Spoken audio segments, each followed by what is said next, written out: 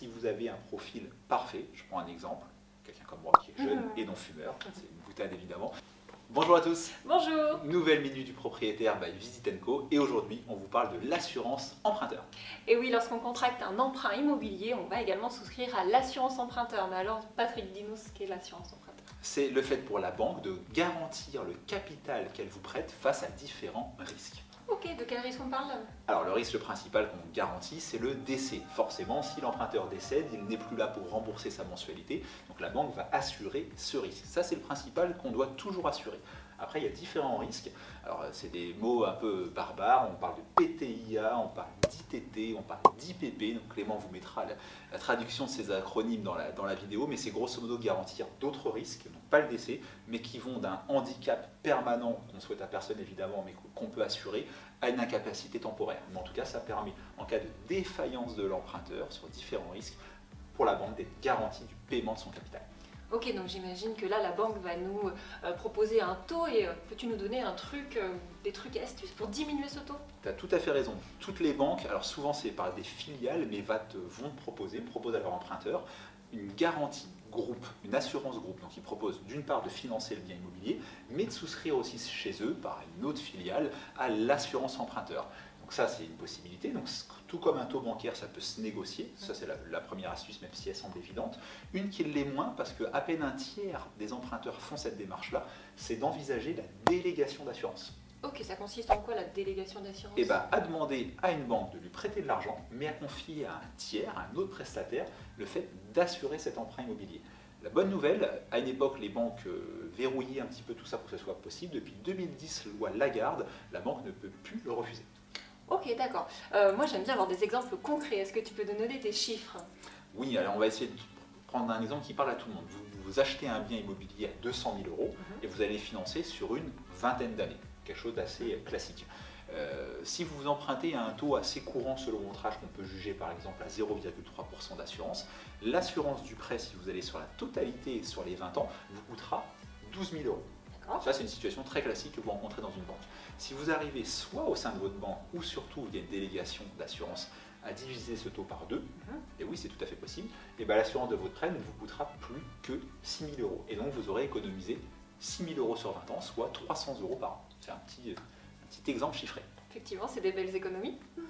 Et est-ce qu'il y a des critères également qui influencent les tarifs? Ah oui, une multitude. Alors déjà, le critère de base, l'âge. Plus tu es jeune, moins ton taux d'assurance qui te sera proposé sera élevé. Plus tu avances dans l'âge, malheureusement, plus il va grimper.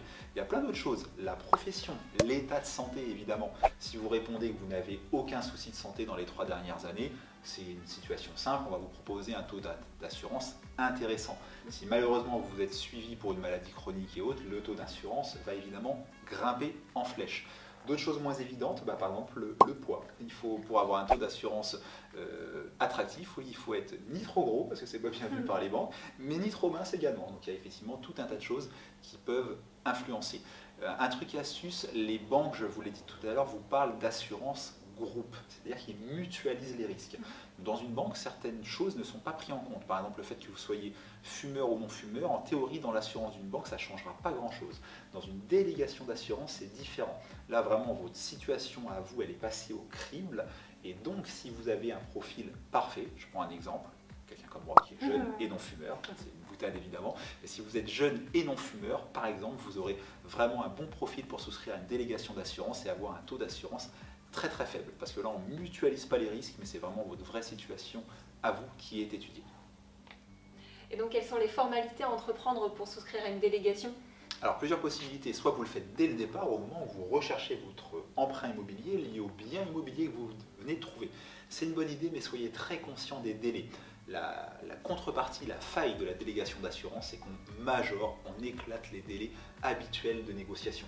Donc si vous venez de signer un compromis, que l'agent immobilier, le notaire, vous laisse un délai classique de 45 jours pour fournir votre offre de prêt, votre assurance emprunteur, oubliez la délégation d'assurance, vous ne tiendrez jamais ces délais-là.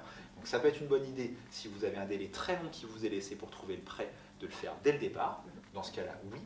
Deuxième astuce, depuis la loi Hamon, qui n'est pas très vieille, qui a quelques années, vous avez plusieurs possibilités. Le législateur nous dit qu'effectivement, dans l'année qui suit la souscription du contrat de prêt, en l'occurrence dans votre banque, vous pouvez le résilier. Donc le truc et astuce, ça peut être de souscrire votre prêt immobilier dans votre banque, votre assurance emprunteur dans votre banque, ce qui vous permet de tenir les délais qu'on vous impose dans une transaction immobilière, et dans l'année qui suit, tranquillement, de faire des démarches pour changer d'assurance et la banque ne pourra pas s'y opposer. Dernière chose, si vous ne le faites pas dans l'année, vous pouvez cette fois-ci, après, une fois par an, à date anniversaire du contrat, toujours le résilier, toujours grâce à cette loi avant. Ok, autre petite question, on entend souvent parler les gens, moi j'ai pris une assurance à 50%, moi à 100%, ça veut dire quoi ça? Ouais, complètement, tu fais bien de le dire. La situation classique, on assure 100% du prêt immobilier, et si on est deux, un couple c'est souvent le cas, on s'assure donc 50-50. Ça veut dire quoi très concrètement? Vous avez emprunté 200 000 € pour financer un bien, vous êtes assuré à 50-50. Si un des deux décède, toi par exemple, la moitié du prêt, c'est-à-dire 100 000 €, est remboursée à la banque. Et la personne qui reste survivante n'a donc plus la charge de 100% du prêt, mais toujours de 50% du prêt. Ça, c'est une situation qui est bonne quand on a deux personnes dans le couple qui ont à peu près les mêmes revenus, et c'est-à-dire que la personne qui reste en vie est toujours capable d'assumer 50% de la mensualité. Mais des fois, dans certains couples, on a une des deux personnes qui gagne plus sa vie que l'autre, et c'est même souvent le cas. Et dans ces cas-là, ça peut être une situation économique, mais risquée de ne s'assurer qu'à 50% chacun, parce que la personne qui resterait survivante continuerait à devoir rembourser la moitié du prêt avec des ressources pourtant plus faibles. Ok, mais il n'y a pas un entre-deux par exemple, entre 50 et 100? Si, effectivement. Alors la situation la plus confortable, c'est de s'assurer à 100% chacun, mais là on double le coût de son assurance. Et dans un cas, comme je viens de citer, d'un revenu différent selon les emprunteurs, vous pouvez très bien assurer celui qui gagne le moins à 50% et d'assurer celui qui gagne le plus à 75% par exemple. Ça permet qu'en cas de décès de la personne qui gagne le plus d'argent, effectivement celle qui se retrouve malheureusement seule, en plus du deuil, n'aura pas de trop grosses charges financières assumées.